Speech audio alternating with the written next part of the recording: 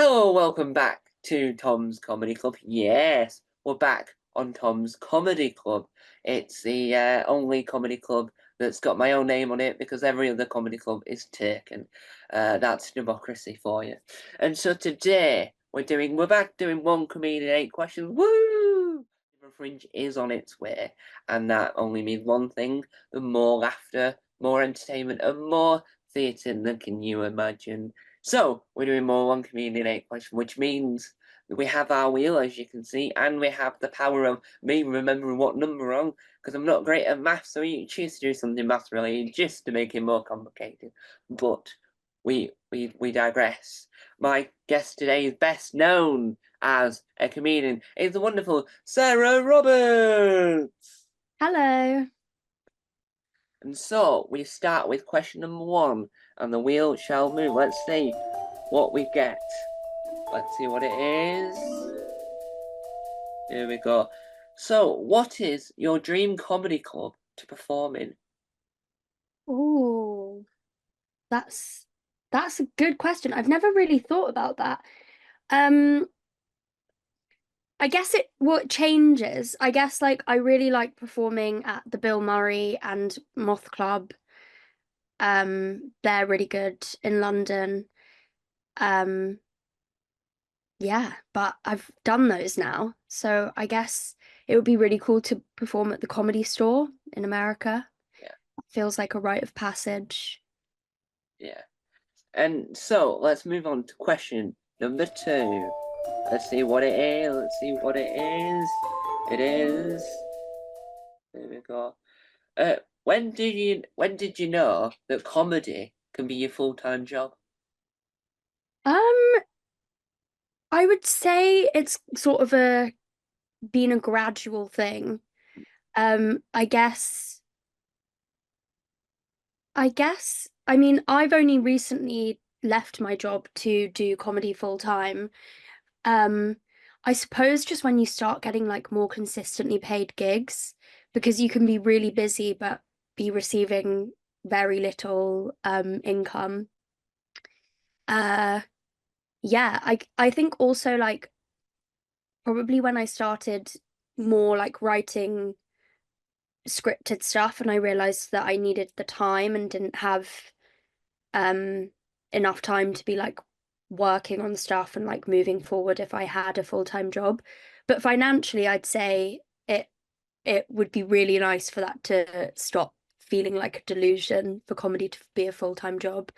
Um, because it is not hugely well paid, but also it's kind of better paid out of London. So there's like a lot of trains, which obviously are extortionate, that you have to pay for. So you kind of some often feel like you're in deficit, um, waiting to get paid and Yeah. paying forward on travel and stuff. But I'd say like a moment for me that I realized comedy could be my full-time job. Um, I mean, the first time that I ever started comedy, I had so much hubris that I did an open mic and I won a little trophy on my first time, and I didn't know anything about comedy. I thought you do this gig and then you're on live at the Apollo like the next day.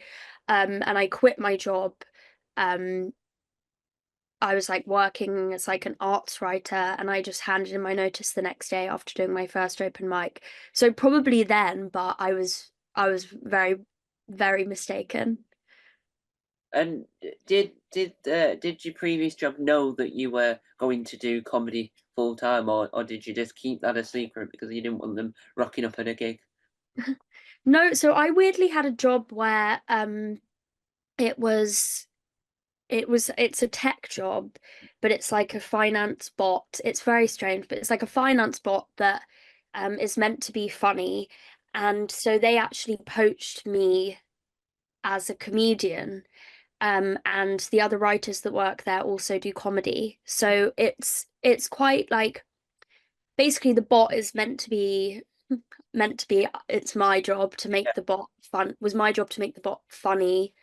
Um so things like, instead of telling you like you're overspending on McDonald's, it would be things like you're one McNugget away from having McNothing in the bank, like really highbrow things like that. So luckily I didn't have to keep it a secret.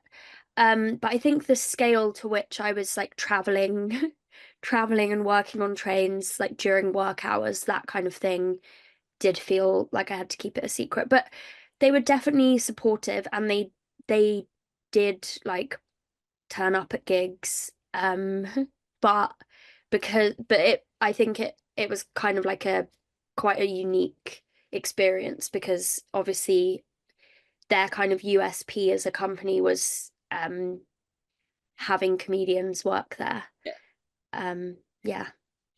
And that probably helps, because then that means you can improve your skills, and you're working on jokes all the time, because you're trying to make sure that you're making other people laugh without them knowing without you hearing the feedback, but you're still learning and improving. Do you reckon that helps your skill as a comedian to expand?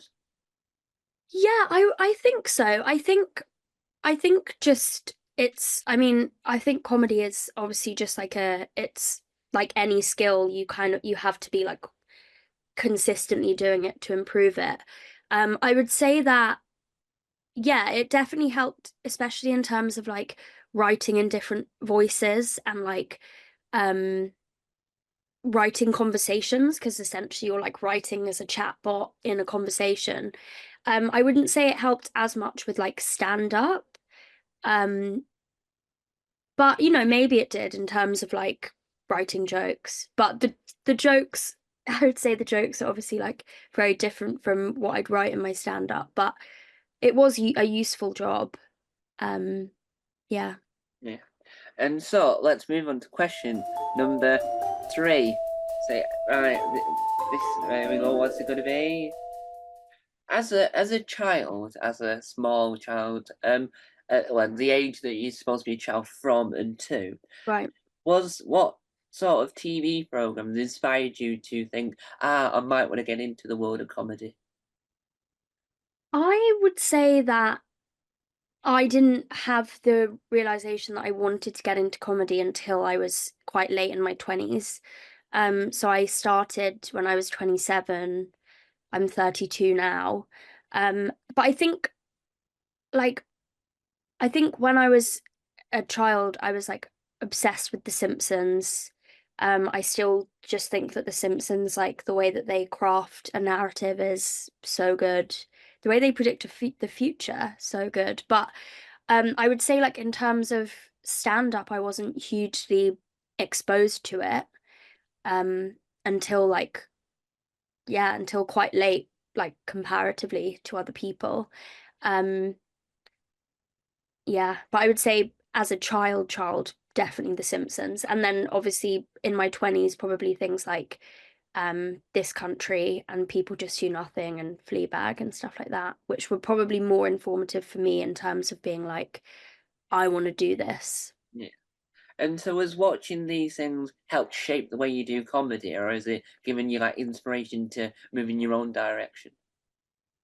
I guess that like my stand-up is quite kind of persona driven, in that it's not really like one-liners, it's more like uh my it's I guess it's more like the jokes come from the disparity between who I feel like I am on stage and like the reality of my life. So it's kind of like balancing that um this like sort of high status thing with like actually kind of my life not going that well. And I think that definitely like characters in like This Country, for example, where all of the jokes do come from like who they are as a person, um definitely did like inform that, I'd say. I wouldn't say that I like they went into it with the thought process of that's what I want to do. I think it like came quite naturally, but I also think that's just you write what you find funny, and I think I definitely like find character driven humor the funniest. Yeah. And so let's move on to the next question, which is question number 4. This is the longest time I've gone where I've actually known what number we're actually on. Well Um, done. the first for everything. So, when did you realize? How old were you when you realized you were funny? Um, I would say probably as a teenager. Mm, I think my group of friends at school are all really funny. yeah, Um, and I think I realized I was good at writing yeah, before I realized I was funny. But I think other people maybe realized I was funny before I did. Like I won every year we had like these um like awards at school, and I won like class clown a few years, and that was nice. But I think I was more of a show off than funny. yeah, Um, but yeah, I think all of my friends are really funny, so like that sort of propels you and makes you funnier. yeah. And do you think that when you're younger and telling and being like a class clown, then do you reckon that then influenced you to know that you've got the chops to be able to, you know, that you are funny enough to think, oh, I could possibly do comedy as a career? I think I only realized that comedy was a feasible thing to do when my friend's brother started doing open mics, and I was going with him to watch as his bringer. And I think that the main thing that kind of clicked it for me was I think I've always been like really afraid of failing. And I think it was like that realization that you can fail Mm, at stand up and it's fine. It's in the room and that's okay. And it's not like it's painful, but then it's done and then you move on. Um, I think I think that was more I think that it was I didn't know obviously until like I started stand up that anything I said like to my friends or anything I'd experienced could translate into being funny on stage. So you are like taking that like leap into the unknown. And I don't think I would have done it unless I'd kind of, I guess, like done my research at open mics and been like, oh, that could be a possibility.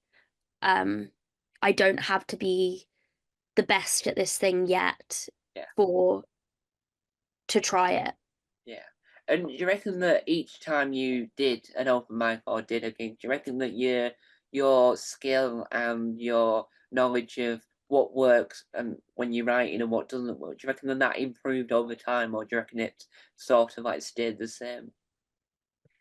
I think it's definitely improved. And I think like because I came to performing quite late, like I'd never performed at all, I think like that's definitely improved, which does make your writing funnier. But I also think that you have to like trust your instincts, Yeah, and your initial instincts are like you can obviously edit and work on jokes and write new jokes, and you get better at that because you've like trained your instincts. But I also think that like what drew you to do stand up when you started, and I guess what like people found initially funny about you, is you have to be like careful not to lose that. yeah. And so we move on to question number 5. What's it gonna be? At what point in your career, or as in your journey through comedy, would you say that you called yourself a comedian?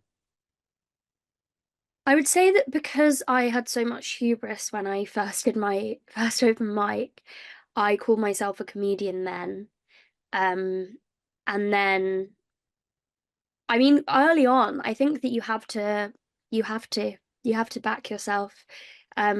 You have to get stuck in, and you have to manifest that that's what you are. Um, and I think if you're like doing it consistently, it doesn't matter what stage you're at.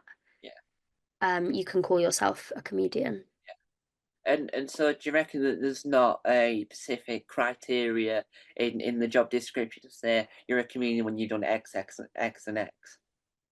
I mean, probably other people would say that, but I think that um well, I think like if you are singing Mm, and you're just like releasing videos on YouTube, I think you can say you're a singer. yeah, I think it obviously maybe you're not like being paid for it, so you're not a professional singer, but you're doing it. yeah. Um, that's what I think. But I think some people would say you're not a comedian until you're getting paid, and um, but I felt it in my heart and soul. Yeah.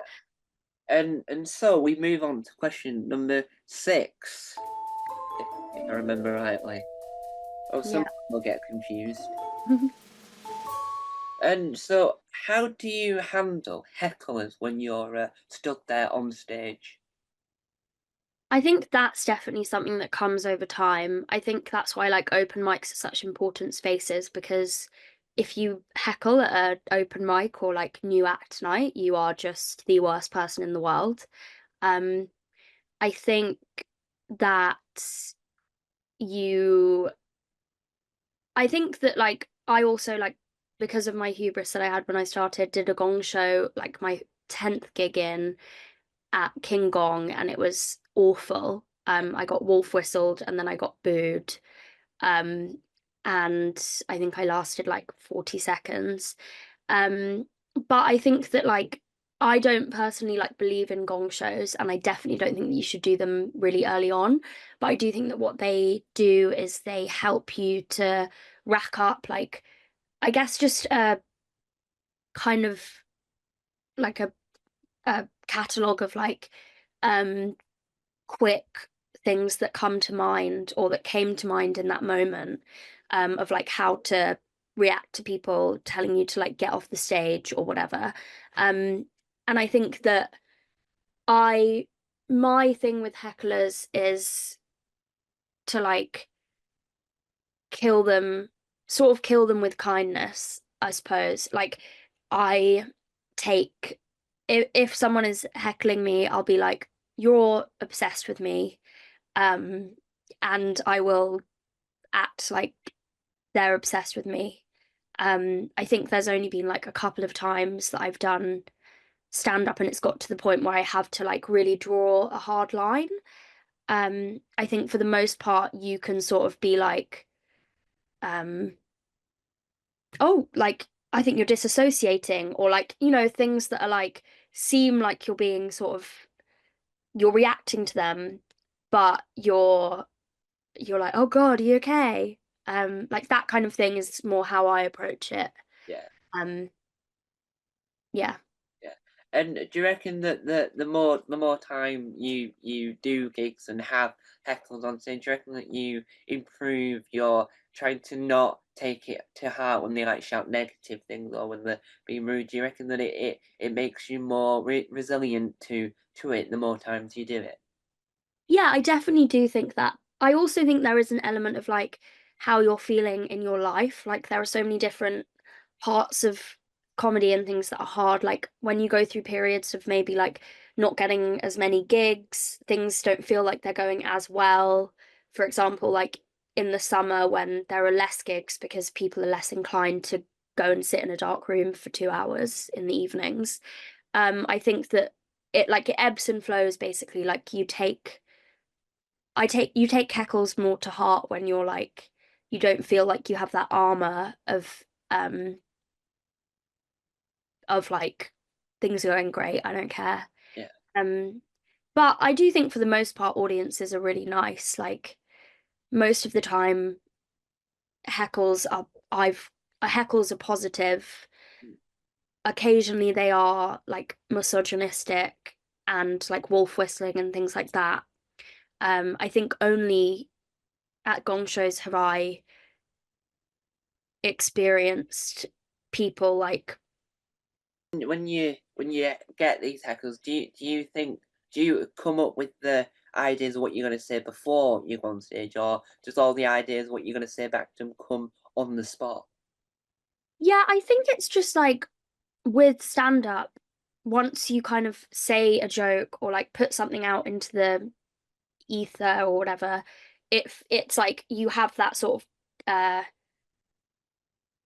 like memory of it. And I would say that like I've never thought I've never like written down things that I would say. I think you just I think also it's just that like once you have experienced one thing on stage, you have that internal knowledge of like, oh, I can handle this. So you're much less afraid. Um, and I think that you just instinctively like remember or like feel equipped Yeah. once you've dealt with it once, like you can deal with it 100 times. Um, Yeah. So we move on to question number 7. It's a very naughty wheel today. yeah. What is one piece of advice you'll give someone who's performing at the Edinburgh Fringe for the first time? I would say that when I first did Edinburgh, I went up with my best friend Kieran and we did a split bill show. And I didn't know that all of the other aspects of Fringe existed in terms of like, I guess I didn't know like that people had kind of, that they were like working with teams, and that, you know, like people had people in like you have people in the industry like producing your show and things like that, and I didn't know that. And I think, and you obviously like you don't need that for a split bill Mm. anyway. You just want to go up to like get the experience of performing longer sets for a whole month, and like flyering and like what it's like to be in that environment is like what you're there for. But I think I got up there and I'd felt kind of like a very small fish in a very big pond, and I didn't have the knowledge of like how people like I was like how like where did all of these huge massive posters come from, and I felt like kind of on the back foot, um just because I was like, oh God, was I meant to submit this huge giant poster? And it's like, of course you weren't. But I think just like having a bit of knowledge of like the sort of different versions of Fringe that there are, like helps you to not compare yourself to people. Like I think it's really important to go up for the first time and take it as it is, which is knowing that like you know like you're there to have that first experience. Like um it's not uh it's not going to be like the kind of industry showcase obviously that it is for some people, and that might mean that you get less people into your room, and that's also like absolutely fine, because me and Kieran had like 3 people in once, and they were these lovely girls who live in Edinburgh, and we hang out with them every year, and we had such a fun show. um yeah, I think just like also go and see lots of stuff, like that's the best thing. Also like nothing good does happen after like 2 or 3 a.m. Like don't feel like you have to stay out all night. I think in my first year I was like staying out every night until like 5, and not seeing any shows because I was so hungover. And last year my show was really early, so I couldn't do that. And I had such a much better time, like um just going to see lots of shows in the afternoons and like going out till like 1. Um yeah, it's not worth it. It's Yeah. everyone's kind of stressed about their shows, so like yeah. Also go dancing, don't just sit in a bar. I feel like that's like all very bossy advice. This is the advice I'm trying to like give myself for this year as well. And do you reckon that because you've been up before and you've had the experience of like what it's like before, do you reckon that's helped you to learn from that and go, this is how I need to do it next year, and this is how everyone else is doing it? Do you reckon that helped you to make sure that you have a better experience, or that you're more well equipped to what everyone else is doing? Yeah, I think definitely that like I think definitely in terms of like knowing myself and knowing what the environment is going to be like. But also this year is my like I've only ever gone up before in a very like low key capacity. So doing a split bill show or a work in progress. Um, and this year is my debut, so I'm doing a whole hour, and it's like feels like a much bigger production. Um, so I guess yes, but it also does again feel like something totally new in terms of like scale and what I want to achieve from it, I guess. Which really is just to like for people to like the show and for people to come. Mm. Um, yeah. Yeah. And so we move on to question number 8. Let's see what it'll be. Will it be another repeat? Let's find out. Hooray! So this is the all-important question. Mhm. What is your show, your Edinburgh Fringe show about this year?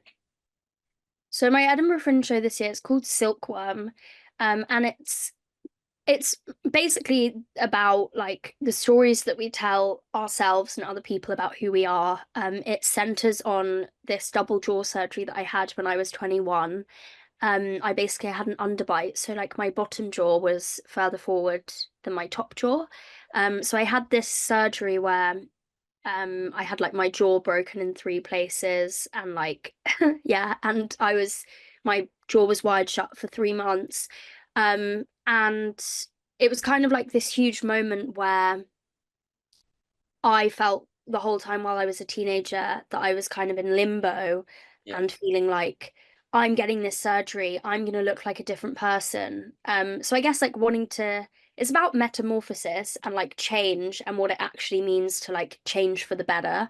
Yeah. Because my jaw and my face and me as a teenager, I actually like looked fine. I looked nice. It was just kind of these outside pressures of people like telling me how I should look and that I could look better. And I think it's a personal show, but it's also like definitely I think a universal feeling that a lot of women have. So yeah, it's about that, and it's also about like it's got a lot of like gossip in it. It's about basically the world trying to change you and you realizing that you've been perfect all along. Um so it's yeah, it's like got all mezcal references. It's got lots of stuff about Candy Crush, Henry VIII, uh like this crazy ancestry DNA test that I did. Yeah, I guess it's just like about finding out and like embracing who you are, which Yeah. is cheesy, but um yeah, I think it will be fun. And where can people purchase their tickets? So on the Edinburgh Fringe website, it's called Sarah Roberts Silkworm, and it's every day at Assembly George Square, the box at 10:35 p.m. Um, yeah, so the Ed Fringe website. And I think there's going to be an app soon. Um, so hopefully that. Yeah. Yeah. And where, how long have you been writing this show for? Is this show made specifically for the Fringe, or is it going to be on tour afterwards? Yeah, I definitely want to take it on tour afterwards. There are some places that I just love performing so much. Like I love performing in Bristol and Manchester. I've like never had a bad gig there. The audiences just have always been lovely, and Brighton. So I definitely want to take it to other places. I yeah, I've written it. I've been writing it like well, I did it as a work in progress last year at Fringe. But because of the nature of like how you start stand up and doing like 5, 10, then 20-minute sets, Yeah. um, I guess that I like it was kind of like just chunks of material on different topics. So this year has been more of like finding what the story is that I'm trying to tell and like extending some of that material, making it feel like a show, because I really want it to feel like a show. Like I love like Jordan Brooks shows for that reason, that they feel like proper like productions. And this year basically has been me trying to build that Yeah, material into what feels like a show. yeah. And what was I going to say? There it is. And will this show, if you're allowed to say, will this show get filmed, or is it just, or are you just, is it just going to be for the fringe, or are you going to get it filmed like by someone like Next Up Comedy, for example? I think that my plan will be to film it in some capacity. I don't know in what capacity yet. But I think that I would have an answer for that probably in like autumn, Yeah, where and how it's going to be released. But I definitely want to release it as a video as well. yeah. That is my plan. Yeah, and will it be released in will it be released in a visual form, or will it be released in these fancy new audio formats that some comedians are doing now? I would definitely want to release it, I think, in video form. Um, yeah, I love watching like people's YouTube specials, so that's how I like to consume comedy. So when I'm not seeing it live, so I feel like yeah, it'll be like that. I don't think it would be audio. And do you reckon that because a lot of comedians are now going towards YouTube and uploading them to YouTube, do you reckon that's the next phase for the comedy special because it was on TV and then they were on DVD, they're on VHS, and they've been on every format possible. Do you reckon that YouTube's the next way forward for the comedy special? I mean, I do actually. I think that there are like some great specials coming out on YouTube. Um, I I saw, I don't know if you've watched Mickey Overman's special The Precipice, and I watched that this week and it's so good. And I think it's yeah, I mean, I think it's like a good place for people to release their work. Um, so yeah, I think so. I can see it like moving towards that. Yeah. Because a lot of specials, not many specials in the UK anyway, have been released on Netflix and Amazon Prime. A lot of them are now on like either Next Up Comedy or on YouTube, or Next Up Comedy is selling their content to Comedy Central to play like from the hours of 10 p.m. till midnight, which is a ridiculous time to watch Yeah. special. But do you reckon that uploading to YouTube is helping them, or do you reckon it's hindering them because it is giving it to the audience for free instead of making them pay like £5 or £10? Yeah, I mean, I guess it's difficult because it kind of depends on like what you want. Like if you want for the most amount of people possible to see it, then YouTube is definitely the place for it. I think though, and like I think yeah, just in terms of like audience, but I guess it kind of is just this, I guess I don't have an answer on that because it's sort of this wider question of like social media as a vehicle to boost your profile in general is really useful, but it also I think um it changes like the structure of the industry, and I think it also changes like the value of your work, Yeah, just in terms of like yeah, just not getting paid for stuff. I think in terms of like a longer term strategy it can be useful, but I also think um I think it's yeah, difficult because um yeah, obviously, like then where does your income really come from? You're kind of banking on releasing that material to get a boost for you to like make more money later down the line. Um, so yeah, I don't know. yeah, and I think it's helped because some people lately have sold their specials on a website for like 5 or 10 years or whatever, and then released it on YouTube. Like Mark Watson's special Mhm. that he released like nearly 6 years ago was a paid for thing on Vimeo, and then he realized no one's actually using Vimeo Yeah. for what it's for, 'cause no one really knows what it's for, and then he released on YouTube. He'll bring the wider audience. Do you reckon that it's more of a positive that when you see like a show that was available in one medium is now becoming available on this wider platform, so that more people are seeing something that previously, if they didn't have access to like a VHS player that still worked. Do you reckon that it's a positive thing in the end? Yeah, I mean, I definitely think like for audiences, it's a positive thing. And me as an audience member, I'm always really pleased when something comes out on YouTube. Um, yeah, and I hope that that translates as like a positive thing for comedians as well. Um, but yeah, I mean, I would say my answer to that is hopefully. Yeah. And so as we come toward trying to come down the cul-de-sac and down a dodgy ginnel that's good and light at the end as we come towards the end of the interview, and there's a clunked out car by the side of it that's crashed into the wall because because there was a car crash 12 seconds before we arrived. Um, where can people find your stuff? Do not give away your home address, but where can people find you and your stuff online? Um, Probably the best places on Instagram. My Instagram name is Sarah Roberts _69. Um, and yeah, I post like most of my gigs and stuff on there. So yeah, that's probably the best place. And would you be able to remind everyone where they can see and where and when they can see your Edinburgh Fringe show? So in Edinburgh, it will be every night, 10:35 p.m. at the Box in Assembly George Square. There we go. Thank you for letting me interview you. Thanks. And Thank you for having me.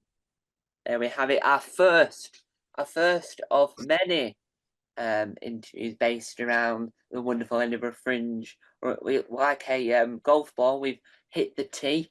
I don't do golf, so that probably was the worst analogy possible because neither knew whether or not that was the right analogy or not. There's a I ball. don't either, so There's a sounded good ball. to me. Yeah, there's a ball under the bat, and you have to swing it somehow. You just we're off the mark. That's what I should have said to begin with. And so, if you want to see more interviews by me, well, I've run too many YouTube channels. I'm somewhere. I'll be in your dreams. I'll be in your nightmares. You'll never stop thinking about me, whether or not that's a good thing or not. That's up to you. It's your own fault if you sitting on the toilet thinking about me. That's your own fault. Flush that toilet. I don't want to imagine what you've left in it. Just flush it already. It's your time you're wasting, not mine. Well, I'm not wasting any time because I'm not really wherever you are. I'm here in the past or the future. Depends on when you're watching this. I'm somewhere. I'm somewhere else doing something completely different that's not thinking about you on the toilet. Yeah, Dave. Um, just any random Dave, not a specific Dave. Don't worry. Anyone called Dave that thinks I'm talking about them because I don't know many Daves. I know about 0.3. What? 3, not 0.3, just 3. So there we have it. Another wonderful interview. And we'll be back for more.